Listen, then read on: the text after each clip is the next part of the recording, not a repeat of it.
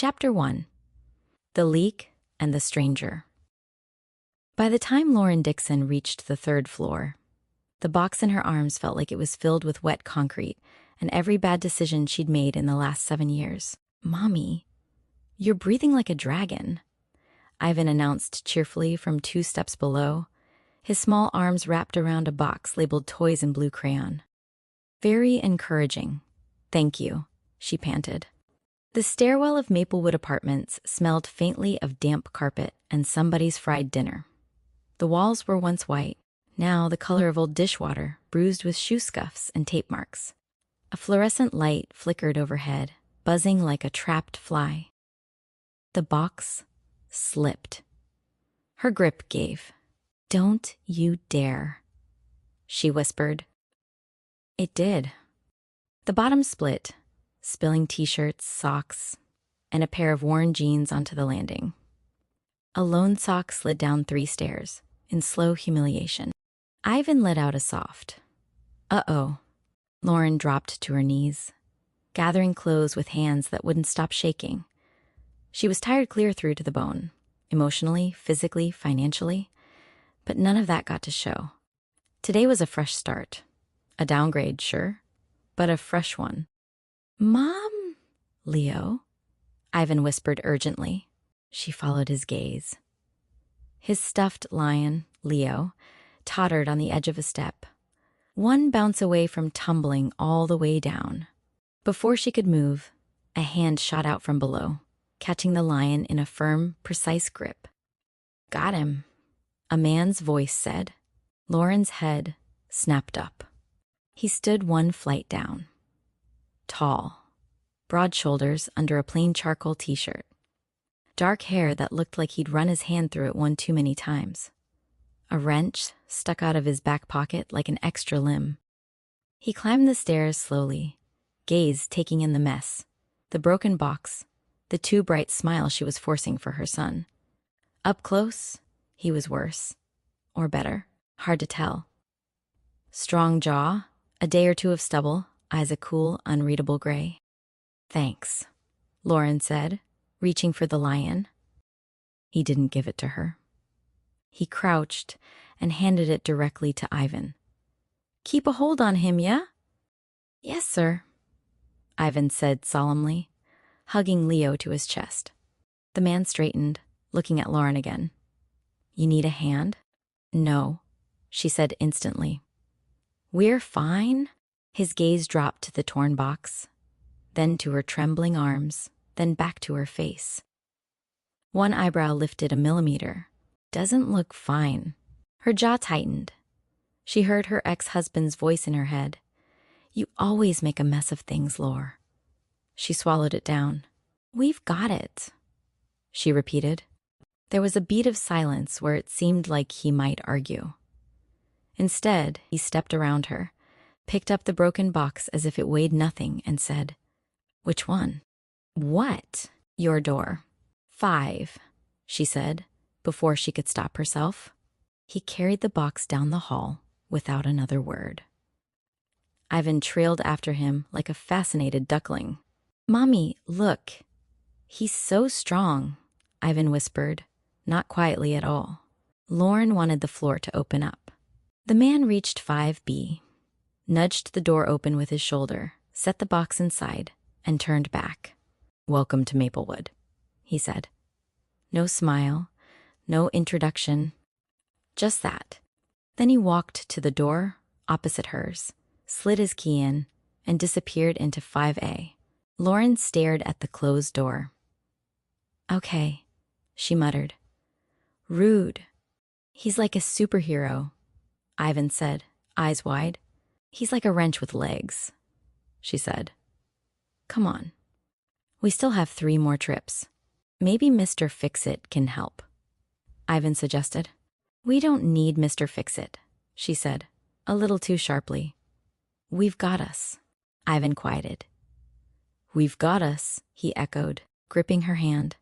Guilt pricked her. She squeezed back. "Exactly, baby. And that's enough. For tonight," she decided. "It would have to be." They managed the rest of the boxes without further humiliation, which in Lauren's book counted as a small miracle. By 7 p.m., the sun was low, leaking orange light through the thin curtains. The apartment was a maze of cardboard and secondhand furniture.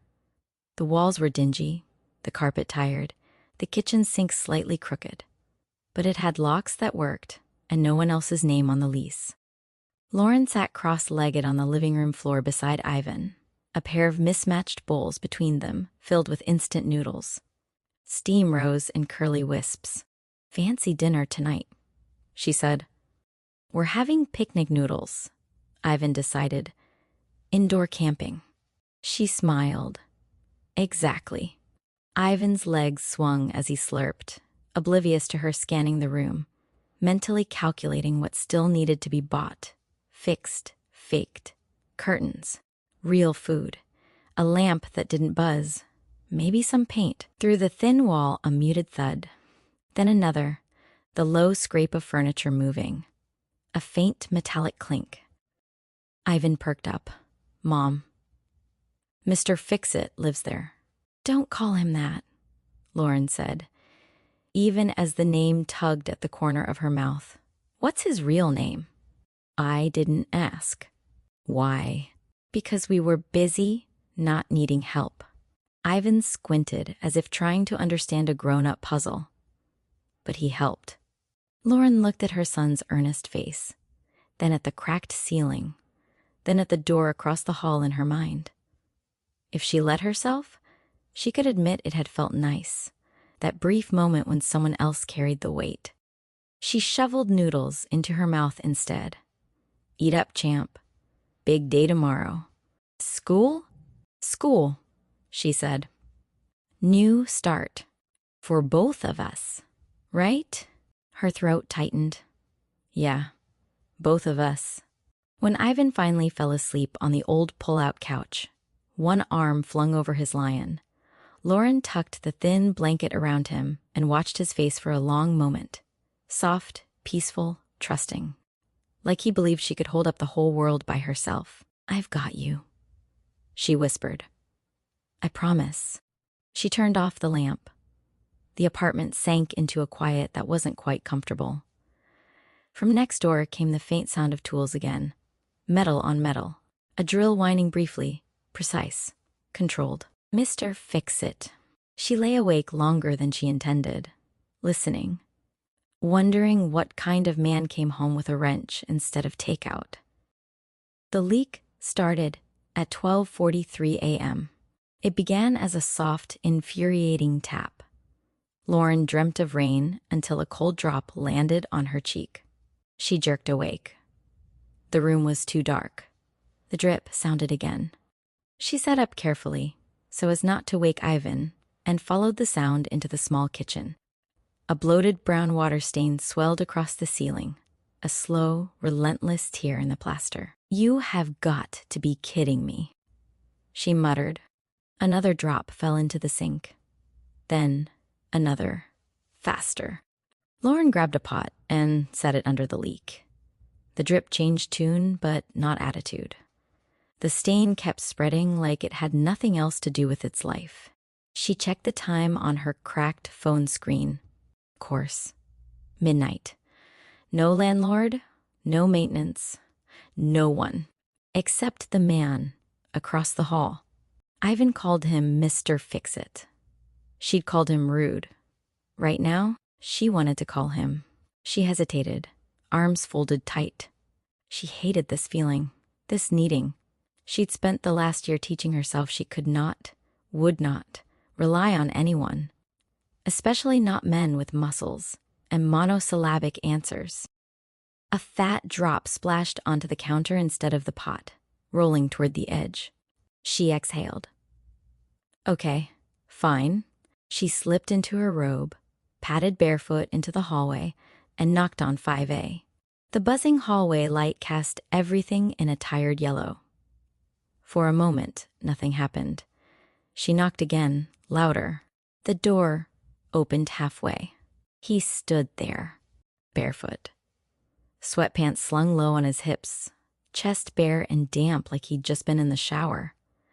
The lamplight behind him haloed his shoulders, throwing the kitchen knife of his collarbones into sharper relief. Lauren's brain hiccuped. "What is it?" he asked, voice graveled with sleep. "There's, a leak," she said, cursing the wobble in her tone. "In my kitchen. I think it's from upstairs or your pipes or something. It's getting worse." He blinked once, then stepped back to grab a flashlight from the counter. No complaining, no theatrics, just motion. "Show me," he said. She led him across the hall, painfully aware of the state of her place. Boxes shoved aside, a cheap dish rack, the pot already catching water. There was a stray sock in the corner, because of course there was. He didn't comment. He tipped his chin toward the ceiling. How long? 10 minutes? Maybe. It woke me up. He set the flashlight beam along the crack, then crouched under the sink, fingers moving with practiced familiarity. He shut off a valve, listened, adjusted another. Lauren hovered uselessly. "You do this a lot?" he grunted. "Too much." "Are you?" "Maintenance?" "No." The one-word answers scraped against her nerves. "So why are you crawling under my sink in the middle of the night then?" He twisted a wrench into place. The drip slowed. "Because if I don't, you'll have a flooded kitchen by morning." "That's very noble of you," she said. Mysterious stranger who doesn't like to talk. For a second, the corner of his mouth almost moved. "The building's old. Pipes are overdue. Not your fault." He rose to his full height, and she had to tilt her head back. Up close, his eyes weren't cold. They were tired, watchful. Behind her, a small voice. "Mom?" Ivan rubbed his eyes, hair sticking up. He spotted Jacob and stiffened, clutching Leo. "You again," Ivan whispered.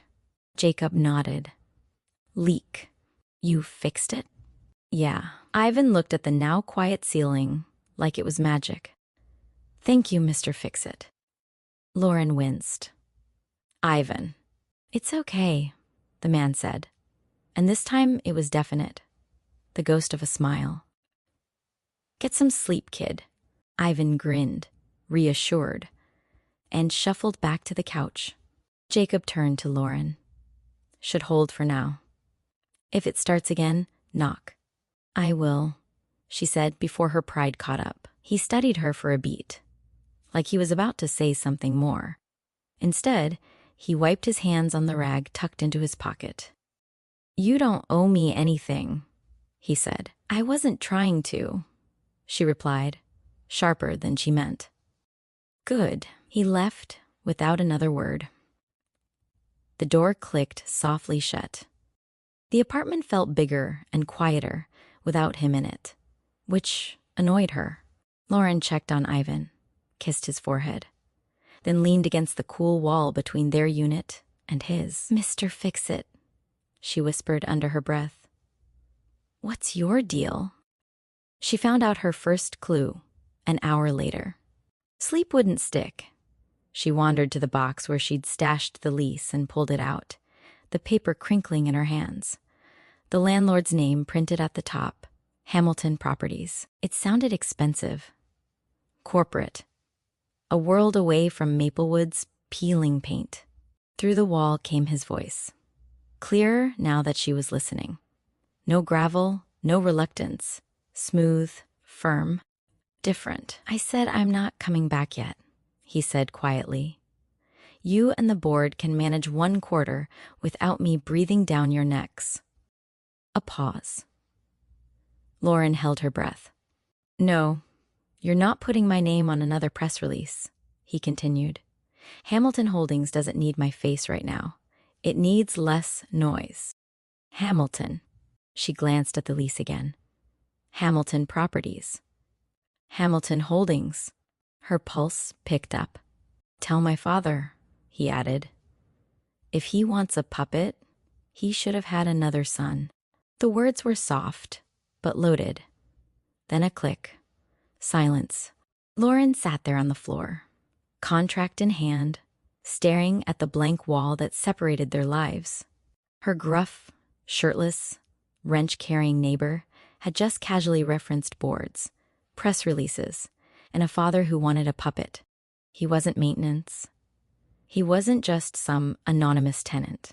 And if her hunch was right, the man who just fixed her leak at midnight might own a lot more than a toolbox. "Mr. Fix-It, my ass," she whispered, but the thought that followed, quieter and far more dangerous, slipped in before she could block it.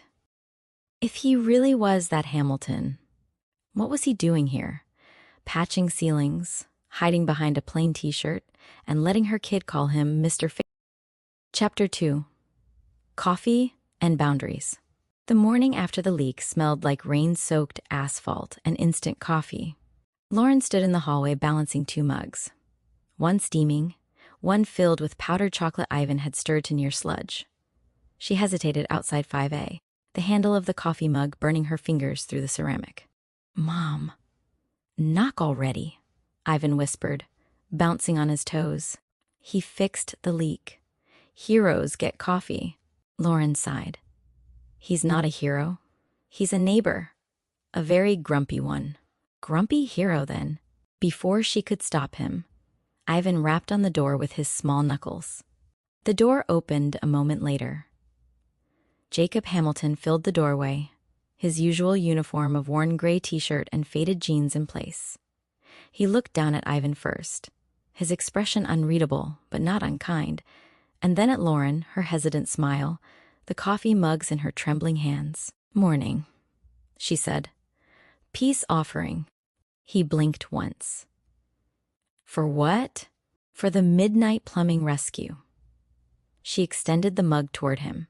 "I don't drink coffee." "Everyone drinks coffee." "Not everyone." From below, Ivan piped up. "It's okay, Mr. Fix-It. I made hot chocolate." That earned the faintest lift of an eyebrow. "Hot chocolate?" "Yep. Mommy says it's for nice people who do nice things." Jacob's gaze flicked to Lauren again, as if trying to decide if she'd actually said that. Her ears went hot. "I said that sometimes," she muttered. Ivan offered the cup with both hands. "It's extra chocolatey." Jacob exhaled through his nose, almost a sigh, then took it. "Thanks, kid." Ivan beamed. "You have to drink it all. It's the rule." Lauren bit the inside of her cheek to keep from laughing. Jacob took a sip. "It's sweet." "Good sweet?" Ivan asked hopefully. Jacob nodded once. "Good sweet." It was small, almost imperceptible, but Lauren saw it, the way his mouth softened, just for a second, into something dangerously close to a smile. A few days later, Lauren found her mailbox open. The tiny metal door hung sideways, screws stripped and rusted. She crouched to inspect it, muttering under her breath. Ivan was humming beside her, backpack slung over his shoulder. "Mom, you said bad words." "I did not." "You did in your eyes," she groaned. "Just go to school." When they came back that afternoon, the mailbox was fixed, straightened, screws replaced. The lock even clicked properly now. She didn't need to guess who had done it. She crossed the hall and knocked. Jacob opened the door halfway, as if allergic to full greetings. "You fixed my mailbox," she said. He shrugged. "It was hanging off. I didn't ask you to." "You were going to." Her jaw tightened. "You don't need to keep fixing things for me." He held her gaze, steady and calm. "You're welcome." Lauren blinked, thrown. "That's not..." He closed the door before she could finish. "How conversations work," she muttered to the wood paneling. Ivan tugged at her sleeve. "Maybe he likes fixing. Or maybe he likes control," she said. Ivan frowned. "You say that like it's bad." She looked down at him, his innocent confusion cutting deeper than he'd ever know. "It usually is." The following weekend, Lauren came home from the grocery store to find Ivan sitting cross-legged in the hallway with his crayons spread out like a rainbow. "Sweetheart, what are you doing out here?" "I'm drawing for Mr. Fix-It," he said, concentrating hard. "It's a thank you." Lauren crouched beside him. The picture showed 3 stick figures holding hands under a crooked sun. One was big and had a wrench. One had long hair. The smallest held a lion. Across the top, in wobbly handwriting, "Me, Mommy, and Mr. Fix-It." "Oh, Ivan." He held it up proudly. "See? We're neighbors. He's family now." Lauren's heart twisted. "Honey, not everyone." But before she could finish, Jacob's door opened. He froze mid-step, eyes flicking between them and the drawing. Ivan grinned. "I made this for you." Jacob looked as if someone had spoken to him in a language he hadn't heard in years. Slowly, carefully, he took the drawing. For a heartbeat, something shifted in his expression, something raw, unguarded. "Thank you," he said quietly. Ivan smiled wide. "You can hang it on your fridge." "I don't have one." Lauren frowned. "No fridge? Not one worth hanging things on." Ivan tilted his head. "You can put it on the wall." Jacob's mouth twitched. "Yeah, maybe I will." He turned, disappearing back inside. The door shut softly. Lauren gathered Ivan's crayons, her chest tight with something she didn't want to name. "You have a big heart, kiddo." "Like you," Ivan said simply. She laughed. But it sounded fragile. That night, Jacob stood by his window, mug in hand, the childish drawing taped to the inside of his kitchen cabinet. Through the thin blinds, he could see into Lauren's apartment. Not much, just a slice of light, the curve of her shoulder as she sat on the couch with Ivan curled beside her. She was reading aloud, her voice low and soft, the kind of voice that could calm storms. Ivan giggled at something. Lauren laughed too, head thrown back, eyes bright even in the dimness. The sound reached him faintly, and something inside his chest gave a slow, unfamiliar ache. He looked down at the drawing again. "Me, Mommy, and Mr. Fix-It." The kid had drawn him, holding both their hands. He should have taken it down. He didn't. Instead, he leaned his forehead against the cool glass, staring at the flicker of light in her window and wondering when his life, once defined by boardrooms and headlines, had started to feel smaller than that one warm room across the hall. Chapter 3. Rainstorm and Revelation. The rain began as a whisper against the windows, soft, steady, almost gentle. Then, without warning, it turned wild. Wind howled through the narrow alley behind Maplewood Apartments, rattling the loose gutters, making the walls tremble like old bones. Lauren was halfway through a bedtime story when the lights flickered once, twice, then died. Ivan gasped. "Mommy, the lights!" "I know, sweetheart," she said, pulling him closer. The tiny beam of a flashlight cast long shadows on the peeling wallpaper. "It's just the storm." Outside, thunder rolled like something ancient and angry. Ivan pressed his face into her side. "What if the monsters come when it's dark?" "There are no monsters," she murmured. "Just thunder." "But what if—" A knock interrupted him. 3 steady, confident taps. Lauren stiffened. Then came the voice. Low, calm, almost swallowed by the storm. "It's Jacob. You've got power out on your circuit. Mind if I take a look?" Relief, tangled with nerves. She opened the door. He stood in the hallway, rain on his shoulders, flashlight in hand. The beam caught the sharp lines of his face, the drops on his jaw. He looked less like a neighbor and more like someone summoned by the weather itself, quiet, steady, inconveniently magnetic. Breakers in the basement, he said. I'll check it after I make sure you're okay. I'm fine, she lied, shifting Ivan on her hip. Jacob's eyes flicked to the boy. Hey, kid? Ivan peeked from behind her shoulder. You brought the storm with you? Maybe, Jacob said, his mouth twitching. Or maybe I'm here to fix it. You can fix storms? Only the noisy ones. That made Ivan grin. Mommy says you fix everything, Lauren sighed. Ivan. Jacob just nodded once, amusement glinting in his eyes. That right? Uh-huh, Ivan said proudly.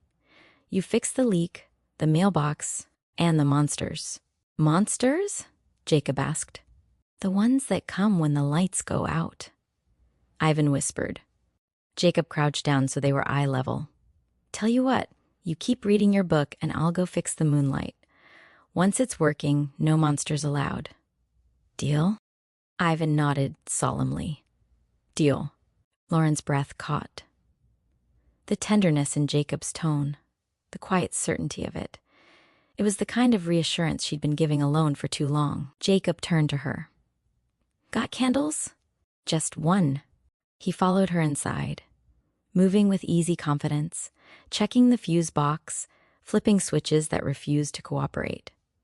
Transformer's probably down.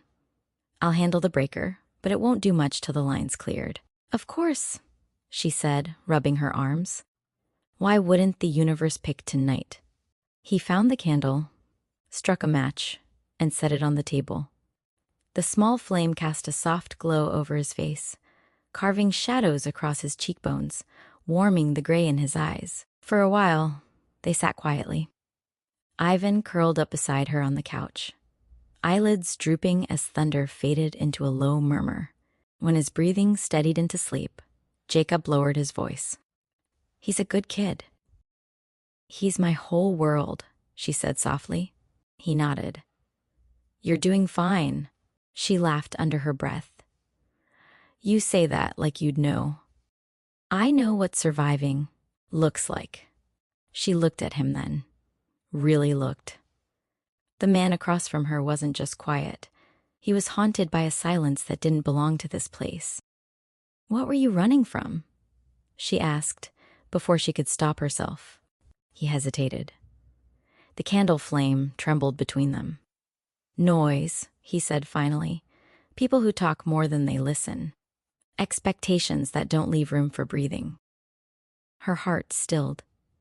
So you just left? I walked away, he said simply. Sometimes fixing something means taking it apart first.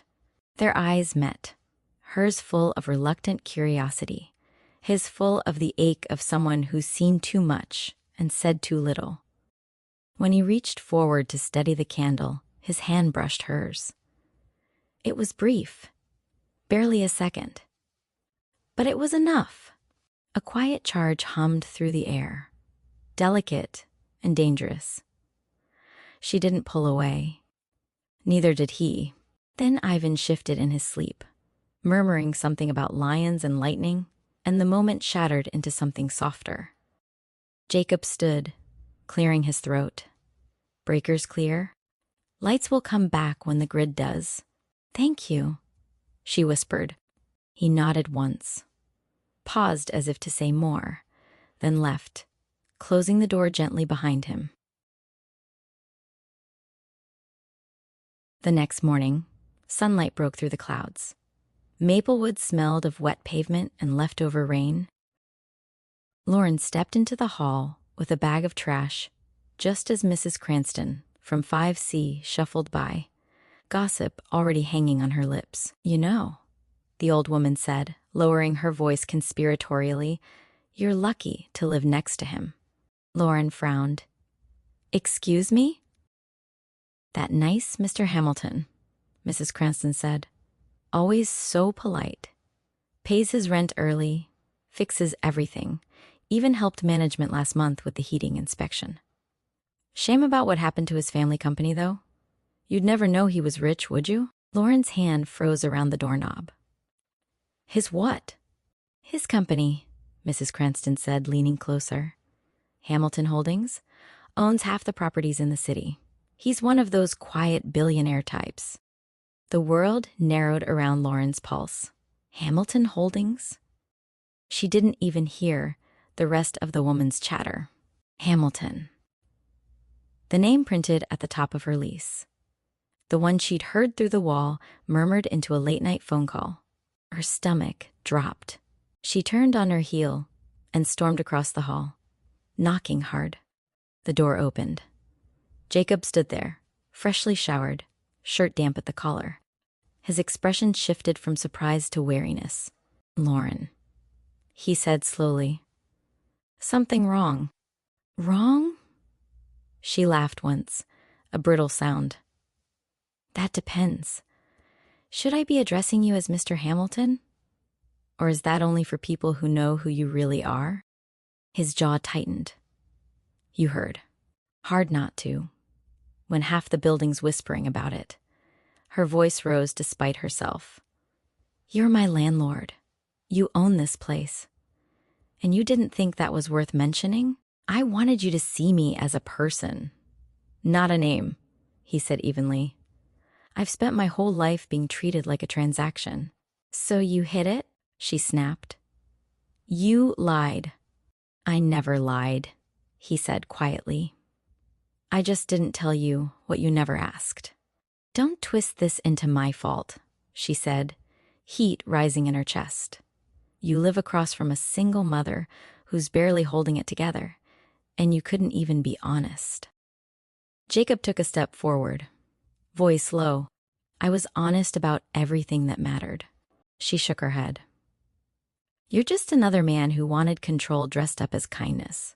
He flinched, barely visible. "That's not what this is." "Then what is it?" He opened his mouth, then closed it. The silence between them stretched tight, full of all the words he wasn't ready to say. Finally, she whispered, "You don't get to fix this one." Her hand found the door. "Lauren?" But she was already closing it, the lock clicking into place like a line drawn in sand. Jacob stood there for a long time, staring at the painted wood, her voice still echoing in his head. For the first time in years, he couldn't fix what was broken, because this time it wasn't a pipe or a ceiling. It was trust. Chapter 4. Repairs and Ruins. The week after the confrontation was marked by silence, an aching, deliberate silence that lived between 5A and 5B, like a ghost that refused to leave. Lauren kept her curtains closed. She avoided the hall when she heard footsteps. The faint metallic sound of tools that once felt comforting now made her chest tighten. And yet, he was everywhere. The heater, which had rattled for weeks, suddenly worked again. The flickering hallway bulb outside her door shone bright and steady. A small box of new screws and a note appeared on her welcome mat one morning. For the cabinet hinge. No signature, but she didn't need one. Lauren stared at the note for a long time before throwing it away. She didn't want his help. Didn't want his guilt in the form of functioning appliances and light bulbs. What she wanted was the one thing he wouldn't give freely. Truth, unfiltered and bare. But the ache of betrayal and the memory of that quiet candlelit night made for a cruel combination. Because she missed him. Jacob tried not to watch her. He tried not to glance toward her door every time he passed it, not to pause when he heard her voice through the thin walls as she read to Ivan. He tried not to imagine the look she'd given him that night, hurt layered over disappointment, like he'd ruined something rare. So, he fixed things. He replaced broken locks, tightened pipes that weren't leaking, changed light bulbs that didn't need changing. Every repair was a word he didn't know how to say. He wanted to knock. To explain that the lie she thought he'd told wasn't a lie at all, that he'd walked away from everything with his own name on it because it was the only way to be human again. But every time his hand hovered near her door, he stopped himself. He didn't deserve her forgiveness. Not yet. Lauren had just finished washing dishes when she realized Ivan wasn't in the apartment. Her pulse spiked. Ivan? In the hall? Mommy? She rushed to the door and found him sitting cross-legged outside 5A, holding a paper plate of cookies. Sweetheart, what are you doing? Sharing.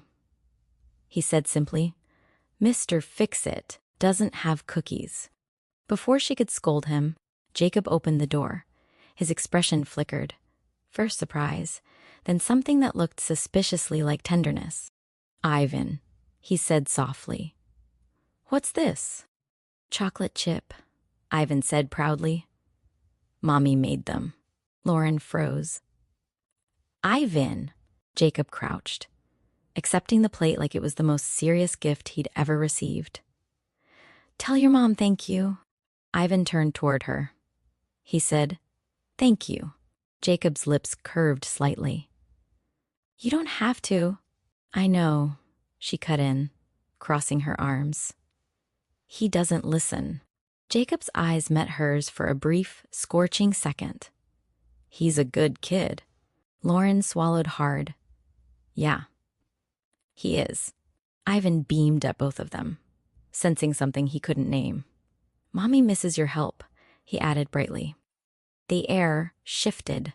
Lauren's breath caught. Jacob's jaw tightened. For a heartbeat, neither knew where to look. Then Jacob nodded. Tell your mom. She's doing fine on her own. He stood, retreating back into the shadows of his apartment. The door shut quietly behind him. Lauren scooped Ivan up, heart pounding. Don't go bothering him again, okay? Ivan blinked. But he's lonely. Her chest ached. Maybe he needs to be for a little while. It was a Thursday evening when everything finally cracked. Lauren had just come home from work, her clothes damp from the drizzle, her tote bag heavy with lesson plans and unpaid bills. The day at the community center front desk had been long and loud, full of people asking for things she couldn't give. When she opened her door, she saw immediately a new doorknob, shiny, functional, unrequested. She clenched her fists. Without thinking, she marched across the hall and banged on his door. It opened almost instantly, as if he'd been waiting. Stop it, she said, voice trembling. Jacob looked confused. What? Stop fixing things, she snapped. My heater, my lights, my door, the damn mailbox. Stop. He stayed still, the tension in his shoulders visible, but contained. Something was loose. So am I. Her voice broke on the words. And you can't fix that either. The hallway went still. Jacob exhaled, his voice low, rough. I know. She blinked, thrown by the quiet pain in his tone. You think I'm trying to fix you? He said, stepping closer, every word measured. I'm not. I fix things because I don't know how to fix what I actually broke. Then stop trying, she whispered. I can't, he said, voice breaking, raw now. You're the only thing I can't fix, Lauren. The words hung between them, heavy and trembling. Neither moved. The rain pattered softly against the windows down the hall. Her anger melted, replaced by something far more dangerous. Slowly, she said, That's not fair. No, he murmured. It's not. They stood there, two people made of apology and longing, until the distance between them stopped making sense. He reached up, brushing his thumb along her jaw, hesitant, giving her every chance to pull away. She didn't. The kiss wasn't rushed. It wasn't perfect. It was soft, hesitant, laced with everything they'd both been refusing to feel. Her fingers curled into his shirt. His hand lingered at her waist, steady and warm. When they finally parted, she was breathing hard, her heart unsteady. I can't do this, she whispered. I know. She stepped back, eyes shimmering. Then why does it feel like I already am? He didn't answer. She turned, retreating into her apartment. The door shut between them with a soft click that felt like breaking glass. Later that night, Jacob sat alone in the dark, a single lamp cutting a soft circle of light over the table. An old photograph lay in front of him, a family lined up in expensive suits, the kind that looked pressed within an inch of their souls. His father sat in the center, expression sharp as glass. His mother smiled for the camera, but not with her eyes. And there he was, younger, jaw stiff, already learning to look like a Hamilton instead of a person. Behind them, a blurred boardroom gleamed with steel and glass, the empire his family had built. Hamilton Holdings, a conglomerate of real estate, luxury developments, and acquisitions. They didn't build homes, they bought lives and resold them at a profit. He stared at the photo for a long time before flipping it face down.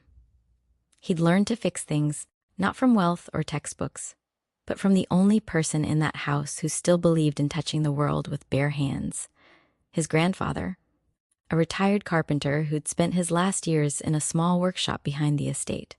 As a boy, Jacob would sneak out of formal dinners to sit beside him, learning how to mend what others threw away: clocks, cabinets, leaky faucets. When you fix something, his grandfather used to say, you listen first. Wood tells you where it's weak. Metal tells you where it hurts. People aren't much different. That was the only place Jacob ever felt human. The only place silence didn't judge him. But when his grandfather died, his father sold the workshop within a week. Sentiment doesn't scale, he'd said. So Jacob left. Not in anger, but in quiet rejection. He'd walked away from Hamilton Holdings because he refused to become another man who renovated cities, but never repaired himself. He traded boardrooms for broken pipes, contracts for calloused hands. Fixing things became his way of staying grounded, a ritual of control in a world that had taught him everything could break. And yet, as the rain whispered against the window that night, Jacob understood something he'd been avoiding for years. All his life, he'd been running from his father's kind of emptiness, patching the cracks in everything around him so he wouldn't have to face his own. But now, standing on the edge of something real with Lauren, he realized the truth with quiet dread. It wasn't the Hamilton legacy he feared becoming. It was a man who could lose something. Someone he never thought he deserved to fix. Chapter 5. The Past Knocks. Lauren opened her door to find the one man she'd spent years training herself not to flinch from. Mark, her ex-husband, stood there with a polished smile, a bouquet of daisies, and a confidence that filled the narrow hallway like smoke. His suit was tailored, his hair perfectly in place, and his eyes, the same sharp blue that had once made her heart skip, glinted with the practiced warmth of a salesman. "Lauren," he said smoothly, "you look good." She gripped the doorframe tighter. "What are you doing here?" "I was in town for work," he said, stepping closer without waiting for permission. "Thought I'd check in on my son. It's been too long." Ivan's voice floated from inside the apartment. "Mommy? Who's that?" Lauren's throat closed. "Go back to your room, honey." But Mark smiled, as if they were a happy family caught mid-reunion. "Hey, champ," he called, pushing past her before she could stop him. "It's Dad." Ivan appeared at the end of the hallway, frozen, his line clutched tight in one hand. Lauren stepped between them. "You don't get to just show up." "Relax," Mark said, lowering his voice. "I'm not here to fight. I just want to see him." "You've had a year," she snapped. "You didn't want to see him then." He chuckled softly. "I didn't want to fight over child support again either. But look at you. Doing okay, I see." His gaze swept the cramped living room, the peeling wallpaper, the stack of bills on the counter. "Well, okay-ish." She flushed, humiliation crawling up her neck. "Don't do that," she said, her voice shaking. "Don't pretend this is concern." "It is concern," he said easily. "You're working late shifts, living in a shoebox, and trying to raise a kid alone. Maybe it's time we rethink the arrangement. Ivan deserves more. Before she could answer, a door creaked open across the hall. Jacob stepped out, casual in a t-shirt and jeans, but his expression was anything but relaxed. His eyes were sharp, cold steel locked on Mark. "Everything all right?" he asked, voice low but loaded. Lauren's heart twisted. "It's fine, Jacob. Just, who's this?" Mark asked, eyes narrowing. "Your new boyfriend?" Jacob didn't flinch. "Neighbor," he said. "Of course," Mark said with a smirk. "The hero next door." "Mark," Lauren warned, but Mark's gaze lingered on Jacob, calculating. "You look familiar. Have we met?" "No," Jacob said flatly. "Well, maybe you should mind your own business then." Jacob's jaw clenched, muscles in his forearm twitching, but his voice stayed calm. "Maybe you should lower your voice. There's a kid in the room." The two men stared each other down until Mark chuckled and stepped back. Cute. She always did attract the ones who liked to play protector. "Enough," Lauren said, standing between them. "Mark, leave. I'll be back," he said, smoothing his jacket. "We're going to talk about custody. I'm not letting my son grow up in this dump." She froze, every cell in her body lighting with panic. "Get out," she said, quieter now. He left with that same smug calm, the scent of his cologne lingering like an accusation. The minute the door closed, Lauren's knees gave out. She pressed her forehead to the wall, breathing hard. "Mom?" Ivan's small voice wavered from down the hall. She turned quickly, forcing a smile she didn't feel. "Hey, sweetheart." Ivan clutched his stuffed lion, his brow furrowed. "Was that my dad?" Lauren froze. For a heartbeat, the apartment felt too small for all the air she couldn't breathe. "Yeah," she said softly. "That was your dad." Ivan's voice dropped to a whisper. "He wasn't nice." Her chest tightened. She knelt down, brushing a curl from his forehead. "No," she murmured. "He wasn't. Not today." He leaned into her touch. "You don't have to let him in again, right?" Lauren swallowed hard. "No, baby. I don't." He nodded solemnly, as if sealing a pact, and walked back to his room. Lauren stayed there a moment longer, her back against the wall, her hands trembling. Because even after all these years, one visit from Mark had brought every fear she'd fought so hard to bury right back to the surface. That night, the rain came again, a quiet drizzle tapping at the windows. The building hummed with silence. Lauren sat on the floor beside the couch, staring at the half-packed bag she'd thrown together out of panic. Old instincts. Old fear. The knock startled her. When she opened the door, Jacob was there, hands in his pockets, eyes softer than she'd ever seen them. "I heard," he said quietly. "I don't want to talk about it." He didn't move. "You don't have to. Just don't sit here thinking you're alone." Something in her chest cracked. She sank down right there in the hallway, her back against the wall. Tears came before she could stop them. Years of exhaustion, fear, and pride dissolving all at once. Jacob crouched beside her. He didn't say anything, didn't try to fix it. He just reached out, his hand steady as it brushed away a tear she hadn't realized had fallen. "You don't have to do this alone," he murmured. His voice was low, raw, sincere. Her breath hitched. "I've been doing it alone for so long. I don't know how not to." "Then let someone stand with you," he said. She looked up at him, at the quiet certainty in his eyes, and something inside her shifted. He reached up, thumb tracing the wetness along her cheek, then her jaw. His fingers lingered near her lips, trembling slightly. Their eyes met.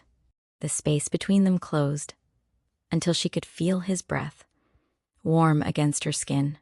It wasn't just attraction. It was recognition. Two people who'd been alone for too long, finding a moment of stillness in each other. But then, "Mommy?" Ivan's small voice broke the spell. They sprang apart. Ivan stood at the doorway, hair rumpled, clutching his lion. "Are you okay?" Lauren wiped her face quickly.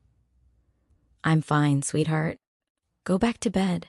He yawned and nodded, disappearing again into the apartment. When she looked back, Jacob had already stood, retreating a step. His voice was steady, but his eyes betrayed him. "Good night, Lauren. Good night," she whispered. He turned and walked away, leaving her heart thundering in the quiet. Later. Chapter 6. The choice? The first sign that Jacob's quiet world was about to unravel came wrapped in expensive shoes and the faint scent of entitlement. Lauren didn't mean to overhear. She was heading upstairs with groceries when she saw a woman standing at Jacob's door, a woman who didn't belong in Maplewood. Tailored suit, sleek bun, tablet in hand. The kind of poise that came with old money and even older arrogance. "I told you not to come here," Jacob said from the doorway, his voice low but firm. "Your father's losing patience," the woman replied crisply. "You've ignored 3 board meetings and an entire quarter's worth of correspondence. He sent me personally. I don't care what my father wants." "You're a Hamilton," she said, exasperation dripping from her words. "You don't get to disappear into a slum and play handyman. You have obligations." Lauren froze mid-step. Jacob's reply came quieter, but it cut sharper. "My only obligation is to not become him," the woman sighed. "You can't run forever, Jacob. Eventually, someone's going to drag you back." When she turned to leave, her sharp gaze briefly met Lauren's. A single assessing glance before she walked past, heels clicking like gunfire on the cracked floor. Lauren stood there, heart thudding. She hadn't meant to listen, but now she couldn't unhear it. He was leaving. Of course he was. She should have known. Men like him didn't stay in places like this. Not for long. For the next few days, the air in the hallway felt heavier. Jacob didn't knock, didn't fix anything, and Lauren told herself that was good. It was cleaner this way. Safer. But every time she passed his door, her chest tightened with something that wasn't quite relief. At dinner, Ivan poked at his spaghetti. "Mommy?" "Yeah, baby?" "Will Mr. Jacob fix our lights again?" Her fork paused mid-air. "I don't think so, sweetheart," she said softly. "He's busy." "Did he stop being our neighbor?" She forced a smile. "No, he's just sad," Ivan said simply. Lauren blinked. "What?" "He looks sad when he walks now," he said, his voice matter-of-fact, too perceptive for 6. "Like when you look at the rain." She couldn't speak. He went back to eating quietly, and Lauren excused herself to the balcony, where the night air bit at her skin. Sad. She knew that kind of sadness, the kind that came from leaving something you weren't ready to lose. 2 nights later, she saw the moving truck. Just one man. No furniture, no boxes. Only Jacob standing near the curb beside a sleek black car that didn't belong in this neighborhood. He was talking to someone on the phone. Voice calm, measured, detached. It was his other voice, the one he used when he was Hamilton, not Jacob. Lauren stood in her doorway, arms wrapped around herself, trying to convince her feet not to move. But her heart didn't listen. When he opened the door at her knock, Jacob looked like he hadn't slept in days. His shirt was half-buttoned, hair tousled, expression guarded. "Lauren, you're leaving," she said. He hesitated. "It's complicated." "Everything with you is complicated," she said softly. I keep thinking I understand you, and then you pull away again. I'm not pulling away. You're walking out the door. He raked a hand through his hair. They won't leave me alone. I can't stay here forever. You deserve... Don't, she interrupted, her voice trembling. Don't you dare tell me what I deserve. You don't get to decide what's best for me. His eyes softened. I'm trying not to drag you into my mess. Jacob. She took a shaky breath, her throat tight. You don't need to fix my life. He looked at her, silent, uncertain. She stepped closer, her voice lowering to a whisper. Just be in it. The words hit him like a punch to the chest. He exhaled, rough and uneven. Lauren. Her eyes glistened. I'm tired of watching people leave. So if you're going to go, just say it. But if you want to stay... He didn't let her finish. He closed the distance in 2 steps, his hand finding her face. Tentative but desperate, like he'd been fighting the urge for months. Then let me stay, he breathed. The kiss came softly at first, careful, questioning. But when her hands reached up, curling around his jaw, his restraint faltered. The air between them thickened, slow and electric, every breath shared like confession. Her fingers trembled as they brushed the stubble along his cheek. His hand slid to her waist, grounding her, steadying her in a world that kept spinning. When they finally broke apart, foreheads still touching, Lauren's voice was barely a whisper. I don't want a savior. Good, he murmured, his thumb tracing the edge of her lip. I'm terrible at saving people. Then what are you doing? Staying, Jacob said. If you'll let me. She looked up at him, searching his face, and for the first time in years, she didn't see risk. She saw refuge. She smiled faintly through tears. Then stay. He drew her into his arms, holding her like a man anchoring himself for the first time. Outside, the wind shifted, carrying away the last remnants of the storm. Later, as they sat on the floor surrounded by quiet, Jacob finally spoke. I walked away from everything once because I thought freedom meant being alone. Lauren leaned against him, her head on his shoulder. And now? He smiled faintly, brushing a strand of hair from her face. Now, I think freedom is finding someone who makes staying worth it. She looked at him then, really looked, and saw not the billionaire hiding in plain sight, but the man who'd chosen this broken, beautiful place because it felt real, because she was real. And for the first time in years, Lauren felt like maybe she wasn't rebuilding her life alone anymore. This time, someone was building it with her. Chapter 7. Home is where you stay. The next morning, the world felt softer. Sunlight slipped through the blinds, tracing lazy patterns across the floor. Lauren sat on the couch, Ivan curled up against her side, still half asleep. Jacob had already gone downstairs to help the building's super with the wiring, leaving behind the faint scent of coffee and a quiet steadiness she hadn't realized she needed. For the first time in years, the silence didn't feel heavy. It felt earned. She brushed Ivan's hair back and whispered, "We're okay, baby." He murmured something about pancakes and lions, and her heart swelled. But peace, she'd learned, had a way of being tested. It began 2 days later. An envelope slid under her door, thick paper, embossed header. She didn't need to open it to know who it was from. Mark. Her fingers trembled as she unfolded the letter. It wasn't an apology. It was a notice, a petition for custody modification. His lawyer wanted a formal review of Ivan's living situation. He was making good on his threat. Lauren sank onto the couch, the letter shaking in her hands.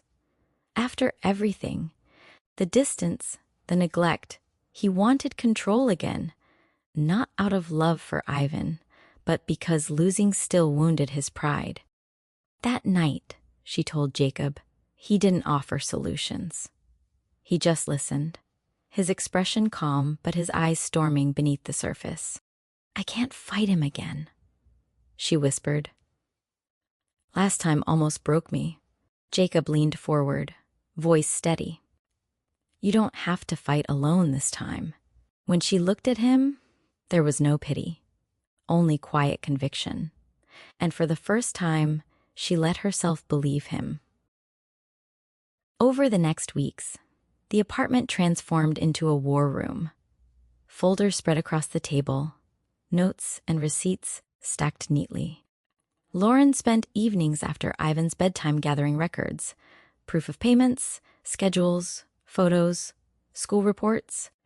Jacob worked quietly beside her, making calls to contacts he hadn't used in years. One night, she asked, "Why are you helping me like this?" He didn't look up. "Because I know what it's like to have someone try to control your life and call it love." She stared at him for a long time before whispering, "Thank you." He gave a faint smile. "Don't thank me yet. Wait till you win." By the time the hearing arrived, Lauren had stopped shaking. The courtroom was small, but it felt enormous. The walls humming with every fear she'd buried since the day she walked away from Mark.